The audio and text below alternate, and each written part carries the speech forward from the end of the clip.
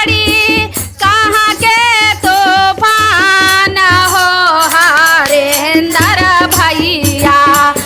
कहाँ चला ये रेल गाड़ी कहाँ के तूफान हो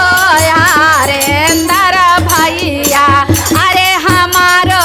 नहीं हरावा बड़े दूर हो हरेंदर भैया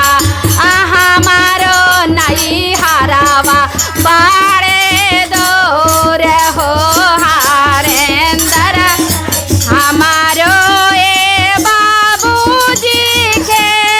डमरू के दुकान हो हरेंदर भैया हमारो ए बाबूजी के डमरू के दुकान हो हरेंदर भैया अरे किन ले हो डामारो हमा हो हरेंदर भैया किन ले हो डामारो हमा हो हरेंदर हमारो नहीं हरावा बड़े दो हो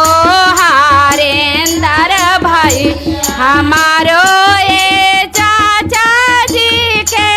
त्रिशूल के दुकान हो हरेंदर भैया हमारो ए चाचा जी के त्रिशूल के दुकान हो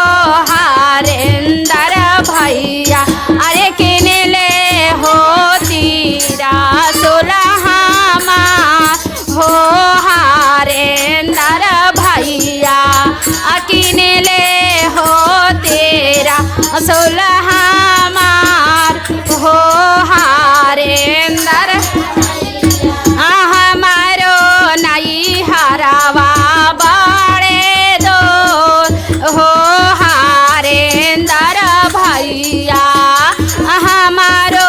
नहीं हरावा बड़े दूर हो हरेंदर हमारो ए भैया जी के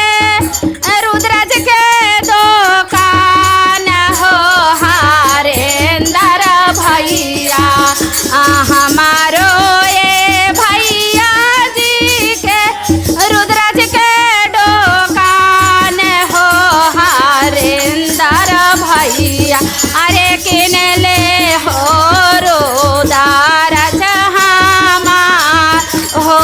हरेंदर भैया किन ले हो रोदार हमार हो हरेंदर भैया हमारो नहीं हरावा बड़े दूर हो हरेंदर भैया हमारो नहीं हरावा बड़े दूर हो